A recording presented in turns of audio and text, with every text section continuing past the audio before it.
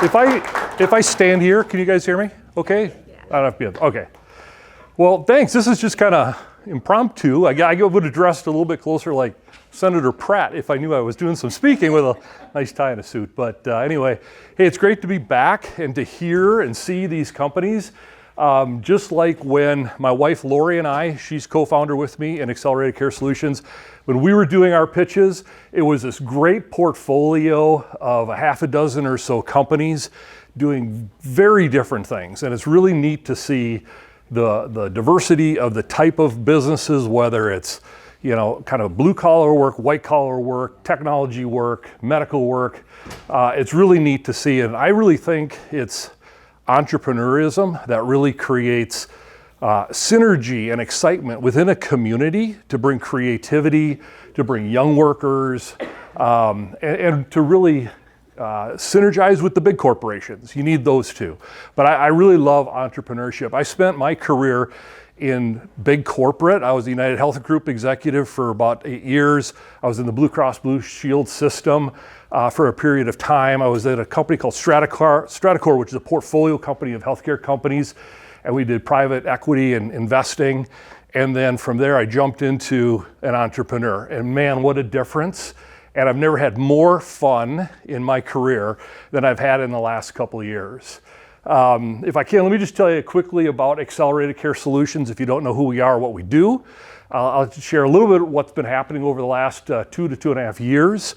And then I've got a couple thoughts for the entrepreneurs here in the room that have worked well for us. And just take it as some things to chew on, and possibly it'll help you as well. So real quickly, Accelerated Care Solutions, we serve the senior care space. So I mentioned kind of the corporate background I was. Obviously, it's healthcare.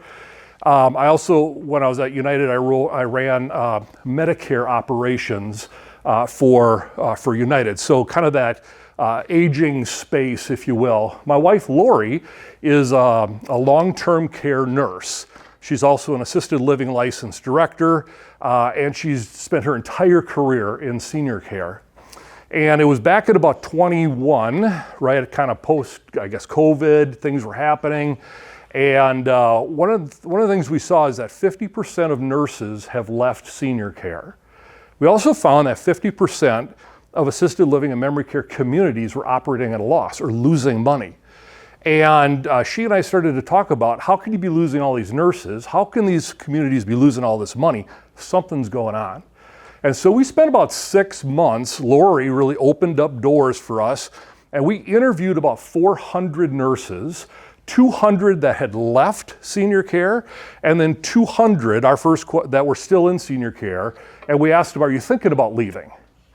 98% of those who left senior care was because of what they basically called work-life balance. And I'll tell you what that kind of really means here in a second. 98% who were still in senior care said they were looking to leave. And why? It was work-life balance. Here was the trigger. So as an entrepreneur, you're always trying to figure out what is the issue we're going to solve, right?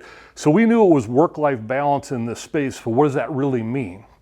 Well, the state of Minnesota, like many other states, mandate that assisted living, memory care, and skilled care facilities must have RNs, registered nurses, available 24 hours a day, 7 days a week. Many of these communities only have one nurse.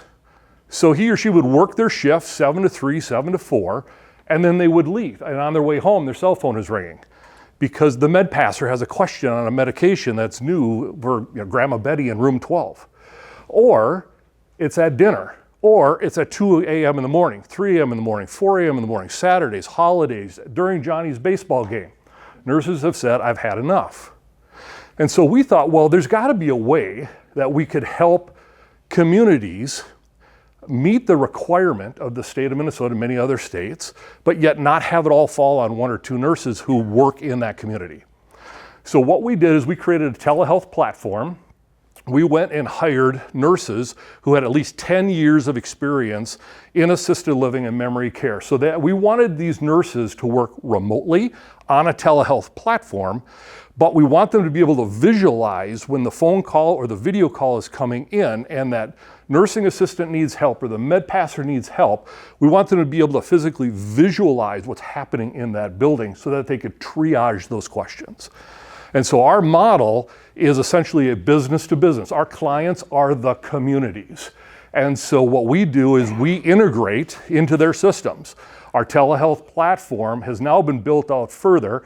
It's called TriaTech, and we take each community's specific policies, procedures, protocols, head strike policies, medication policies, whatever it is, and we build out a profile for every community. As the call comes through, the telehealth platform identifies which community is calling us, because 200 communities actually have 200 different sets of policies.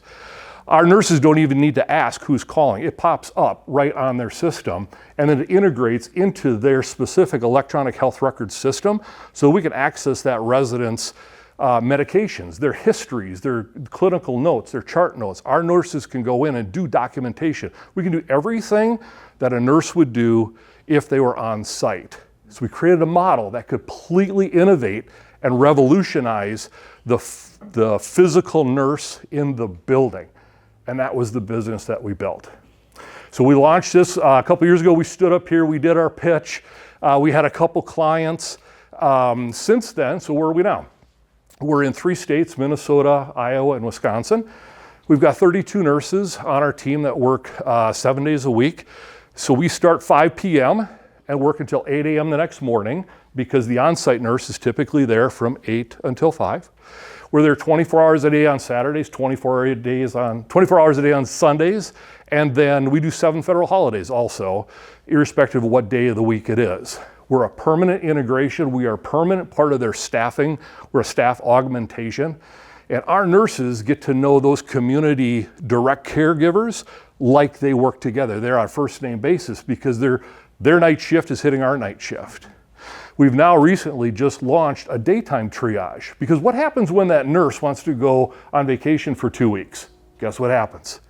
Her cell phone's ringing. She can't even get away to go on vacation. So now we have a program when that nurse goes on vacation, we take over during the day as well. We'll do 24 hours a day for them as long as that nurse to get him or her refreshed so they can come back into the community and be refreshed. So 32 nurses, we've got about 200 clients. We take about 10,000 phone calls or video calls on a monthly basis. We call out about 8,000 times a month right now to hospice, to family members, updating them. That's where we've grown in the last about 2.5 years. So that's, I guess, a little bit about, that's where we've been, that's where we're going. We just got invited to be part of Leading Age, which is an association group, which is nationally, they're in 25 states. And we're talking to them about them, partnering with them to help spread us across those 25 states. And so that's kind of our next step that we're trying to take. So, oh, yeah. what did you do with the requirement that the state says you have to have a nurse on site? So the state doesn't mandate that it has to be on site. The state mandates that an RN must be accessible. And so we went to the state and said, well, what do you mean by being accessible? And they said, well, the direct care staff has to be able to have a dedicated conversation with a registered nurse. So we said, okay, well, that means we could do that on a telehealth or a video call or even an SMS text. And so we can do all of those through our HIPAA compliant platform and meet that mandate. Yep. Did you have a question? I have a question for the entrepreneurs in here. So when you did your pitch, how close did you end up being, like, to your projections and those kinds of things? Did it match up at all? Did you exceed your expectations? I'd have to pull that original pitch out. I can tell you after the first year, I think we were kind of pretty much on track where we thought we would be. The second year as we came, because it was about 1.5 years in there, first half of the year. The second year we had a real hockey stick. We more than doubled. And then we actually paused and stopped bringing on clients for a period of 6 months.